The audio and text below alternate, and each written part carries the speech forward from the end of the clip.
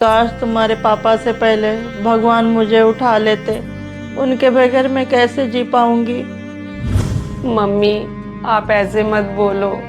मैं आपका दर्द समझ सकती हूँ क्योंकि मैं खुद एक औरत हूँ। पति के बिना एक औरत के लिए जिंदगी काटना बहुत ही मुश्किल हो जाता है। हाँ बहन, मुश्किल तो हो जाता है, लेकिन जिंदगी है, काटनी तो पड़ेगी। और मम्मी, हमने हरिद्वार जाके पापा के फूल भी परवा दिए हैं और कल 13वीं भी हो गई है। अब मैं भी आज रात की फ्लाइट से अपने घर चला जाता हूँ। बेटा, तेरे पापा के सदमे से अभी बाहर नहीं आई हूँ। तू भी चला जाएगा तो इस घर में अकेले कैसे रहूंगी मैं। भाई, मम्मी बिल्कुल सही कह रही हैं। जब पापा जिंदा थे तब कुछ और बात थी, तब ये दोनों इस घर में अकेले रह लेते थे। अब मम्मी अकेले इतने बड़े घर में कैसे रहेंगी। हाँ बेटा, डॉली बिल्कुल ठीक कह रही है। इतने बड़े घर में अकेले कैसे रह पाऊंगी मैं। अरे मम्मी, अब तो अकेले रहना ही पड़ेगा क्योंकि और कोई रास्ता बचता नहीं है। तुम्हें तो पता ही है, मैं और मेरी वाइफ आपको रख नहीं सकते क्योंकि हम दोनों मुंबई रहते हैं और वहीं पे नौकरी करते हैं। कोई बात नहीं भाई, मैं आपकी मजबूरी समझ सकती हूँ। अगर आप यहाँ नहीं रह सकते हो तो मम्मी को अपने साथ मुंबई ले जाओ। कम से कम मम्मी आपकी आंखों के सामने तो रहेंगी वहाँ पर। अरे नहीं नहीं बहन, तुझे तो पता है तेरी भाभी की और मम्मी की आपस में बनती नहीं है। इसी चक्कर में तो मैं मुंबई शिफ्ट हुआ हूँ। अब अगर मैं मम्मी को मुंबई ले गया ना तो इन सास बहू के कलेश फिर से शुरू हो जाएंगे। इससे अच्छा है मम्मी यहाँ अकेली ही रहे।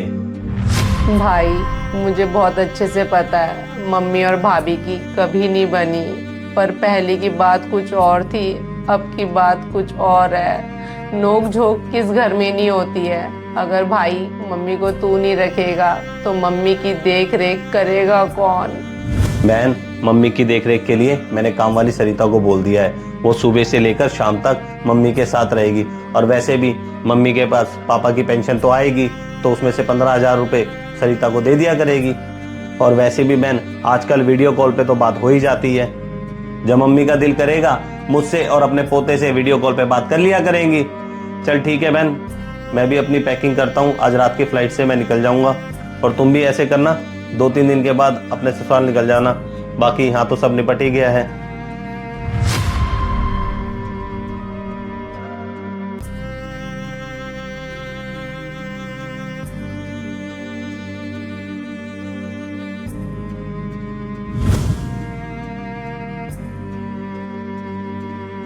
राजीव, भाई ने तो साफ साफ मना कर दिया है कि वो मम्मी को अपने साथ नहीं रखेगा।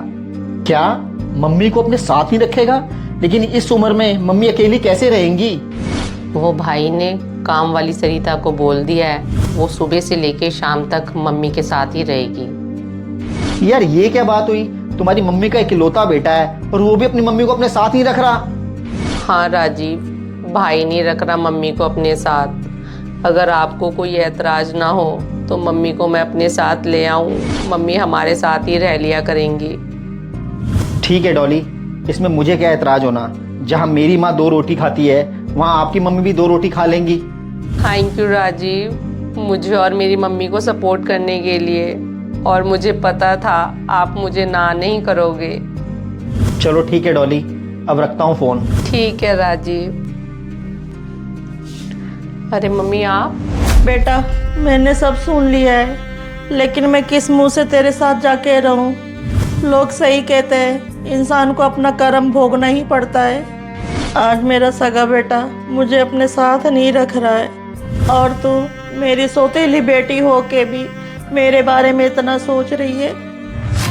मम्मी, माना मैं आपकी सौतेली बेटी हूँ, पर मैंने कभी भी आपको अपनी सौतेली माँ नहीं समझा। बेटा, मुझे पता है तूने मुझे कभी सौतेली माँ नहीं समझा, क्योंकि तूने तो अपनी माँ की शक्ल भी नहीं देखी। तेरे पैदा होते ही तेरी माँ मर गई। जब तू 1 साल की थी तेरे पापा ने मुझसे शादी कर ली थी। मैं हमेशा तुझे मनहूस कहकर यही ताना मारती थी कि तूने पैदा होते ही अपनी माँ को मार दिया।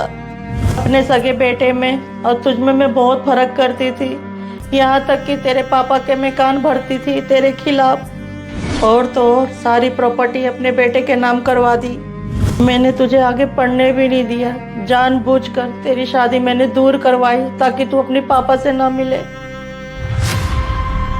बस मेरा किया हुआ मेरे सामने आ रहा है। आज मेरा इकलौता बेटा मुझे ठोकर मारकर बुढ़ापे में अकेला छोड़ गया। मम्मी, आप अपना दिल छोटा मत करो। आपने मेरे साथ जो किया वो एक तरफ है। मैं तो बस इतना जानती हूँ कि पैदा करने वाले से पालने वाला हमेशा बड़ा ही होता है। मम्मी, आपने मुझ बिन माँ की बेटी को पाला है, ये एहसान मैं जिंदगी भर नहीं भूल सकती हूँ। क्या हुआ अगर भाई आपको नहीं रख रहा है? आपकी ये बेटी तो है, मैं रखूंगी आपको अपने पास। बेटा, मैं तुझे हमेशा मनहूस कहती थी, तू मनहूस नहीं है। मुझे आज पता चला मैं अभागन हूँ। जो तुझ हीरे जैसे बेटी को मैं नहीं परख पाई, हो सके तो बेटा मुझे माफ कर दे।